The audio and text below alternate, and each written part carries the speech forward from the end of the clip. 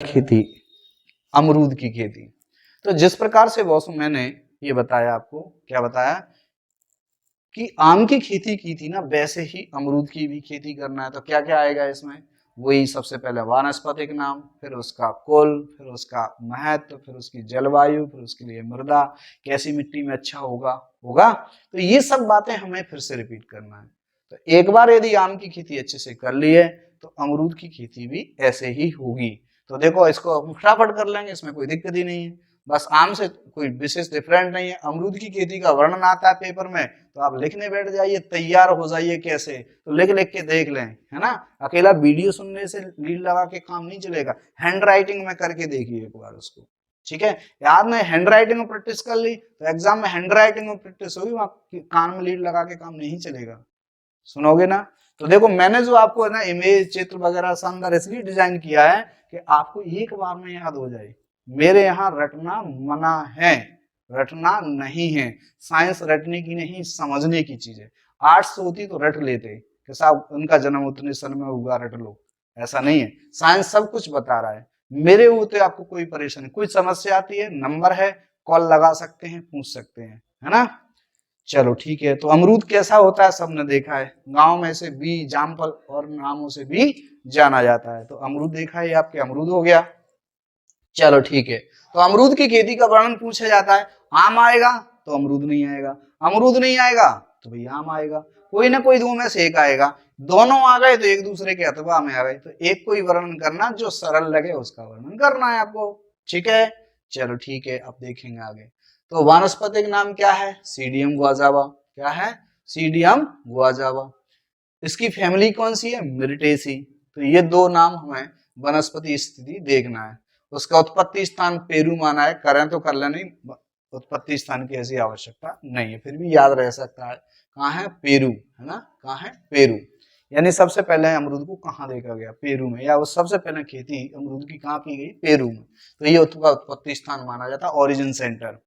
अब आता है महत्व। तो अमरूद हमारे जीवन में क्या काम आता है, जैसे आम काम आया था वैसे अमरूद भी आता होगा हमारे जीवन में। तो देखेंगे यह फल मीठा, मधुर सुगंध वाला, खुशबू वाला, जैसे गरीबों का सेव कहते हैं। क्या कहते हैं, गरीबों की अच्छी सुगंध आती है इसमें से, बढ़िया फ्लेवर, स्वाद भी अच्छा होता है ना।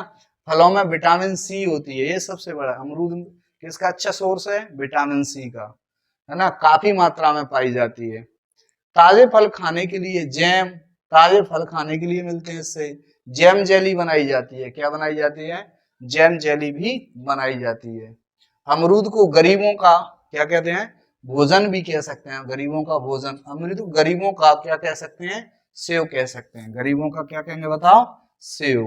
तो गरीबों का सेव भी कहा जाता है, गरीबों का भोजन भी कहा जाता है, ऐसे याद रखें। मान लो एक किसान मजदूर आदमी है या किसान आदमी है और वो सेव पूछता है ठेले पे, भाई साहब सेव क्या हुआ दिए हैं एप्पल, तो बोलेगा भाई साहब 150 रुपए किलो दिए हैं। माना पूछे टोटल जेब में 150 रुपए मेरे, आप कैसे क्या काम से। बगल में देखता है कि अमरूद रखे होते हैं, तो बोलता भाई साहब अमरूद क्या हुआ दिए हैं, तो वही 25 रुपए किलो। तो मैंने कहा ठीक है भाई साहब 1 किलो अमरूद दे दो। तो गरीब आदमी तो जी है। अब एक आदमी आता है कार से उतरता है, भाई सेव क्या हुआ दिए, 150 रुपए तौल दो, माना 150 रुपए उसको दे दिए। तो ये है हमारी थोड़ा सा सोच की बात है कि गरीब के पास वो समझ लेता है कि मेरे लिए अमरूद ही सेव हैं, अमरूद ही सेव हैं।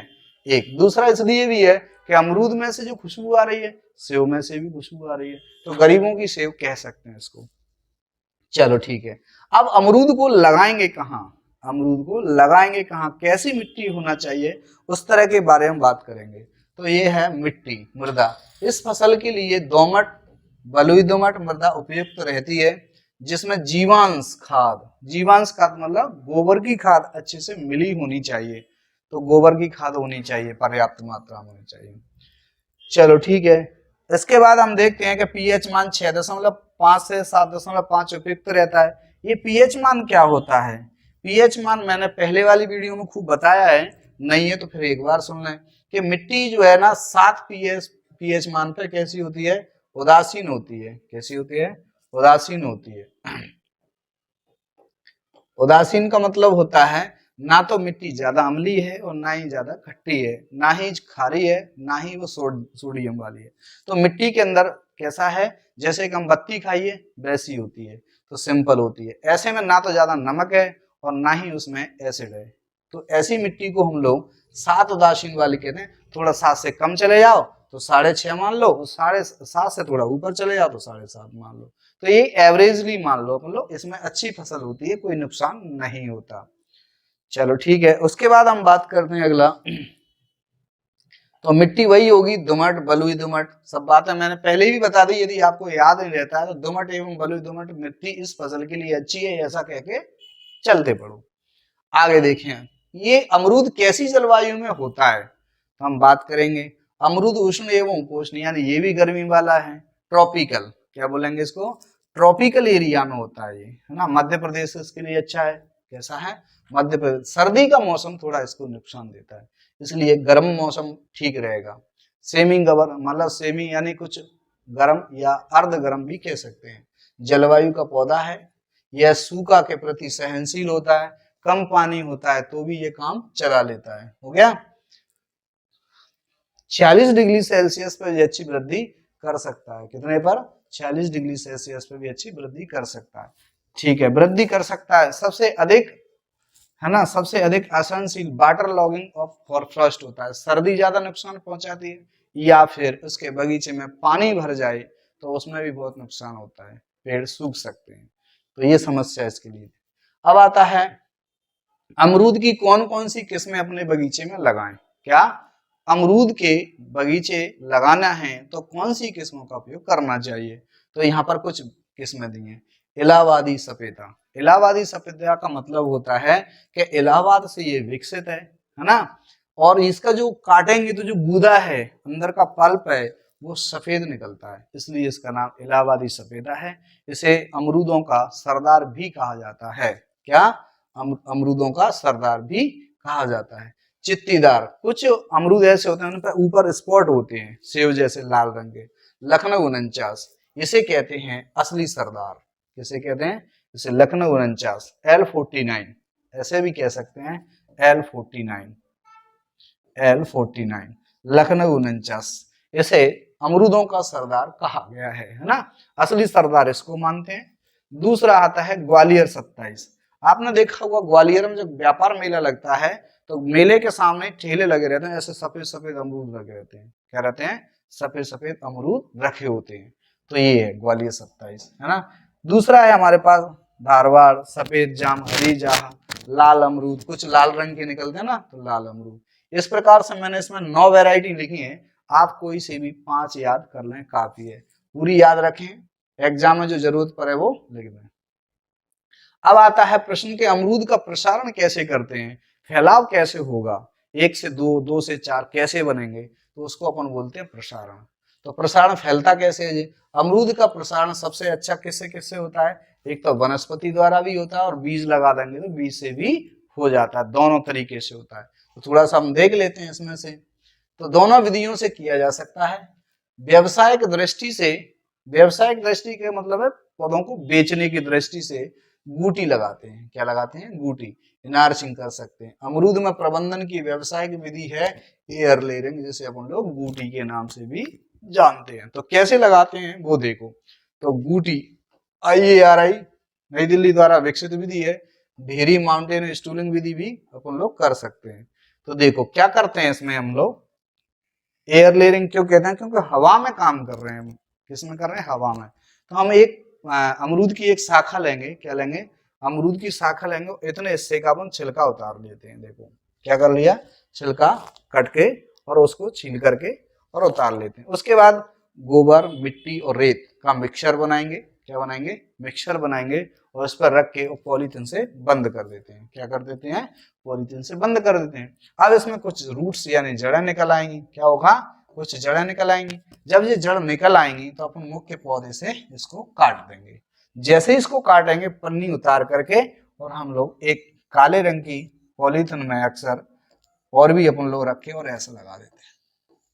इसके अंदर जो पौधा था उसमें जो मिट्टी थी, ये वाला हिस्सा है ना, तो इसमें जड़ें निकली होती हैं। क्या होती हैं, कुछ जड़ें निकल आती हैं। तो ऐसे लगा देते हैं।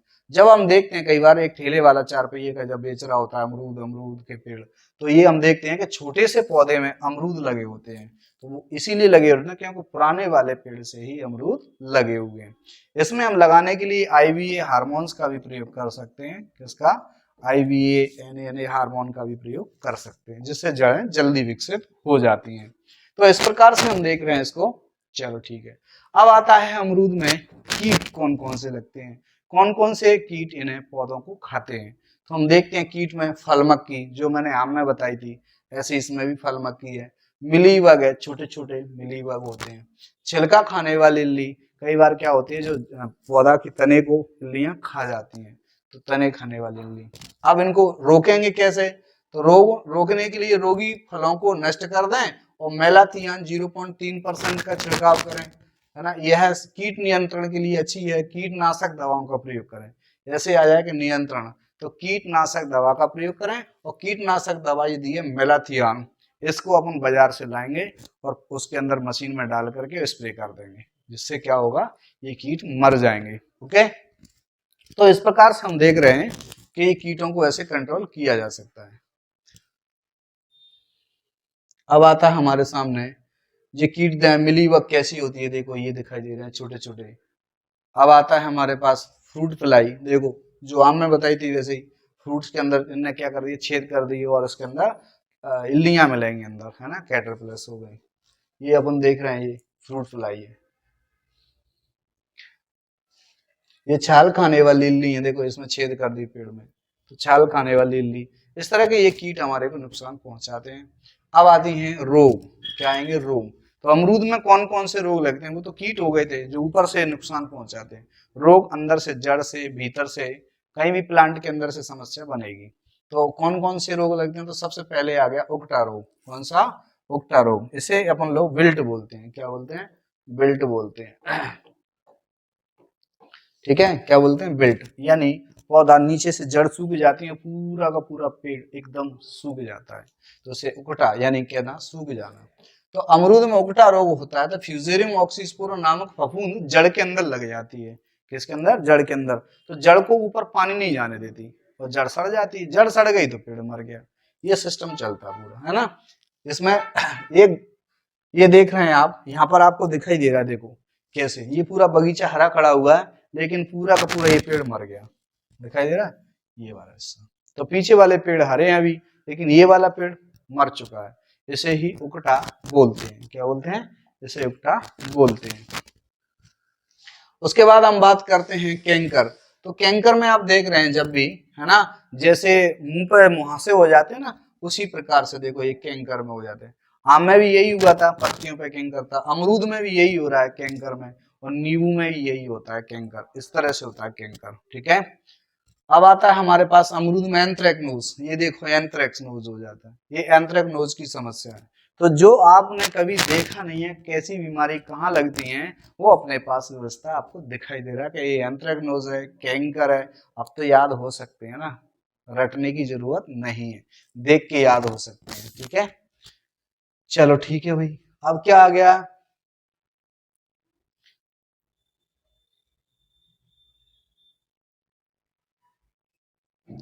अब कुछ बातें नियंत्रण की कही गई। यदि उकटा रोग लगता है, क्या लगता है, उकटा रोग लगता है, तो उसके नियंत्रण के लिए से प्रति पौधों को उखाड़ करके फेंक दें। इसके अंदर जो जड़ें हैं उनको उखाड़ दें, क्योंकि उनके अंदर कौन है, रोग फैलाने वाली फफूंद।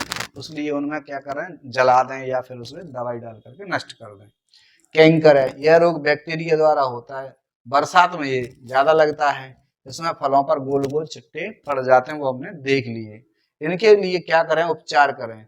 तो लगभग इसमें 2:50 बोडो मिश्रण का छिड़काव करें। बोडो मिश्रण क्या है, एक मिश्रण होता है जिसमें कॉपर यानी तांबा और चूना और पानी, है ना।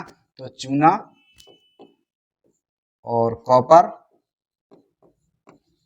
यानी कॉपर सल्फेट और पानी, ये तीनों का मिश्रण बना देंगे। क्या कर देंगे, मिश्रण बना देंगे। और जहां इसलिए बोडो मिश्रण कहते हैं, क्योंकि इसे बोडो नामक वैज्ञानिक ने इसको, मिलार्डेट ने इसको देखा था, इसलिए ना मिश्रण बनाया।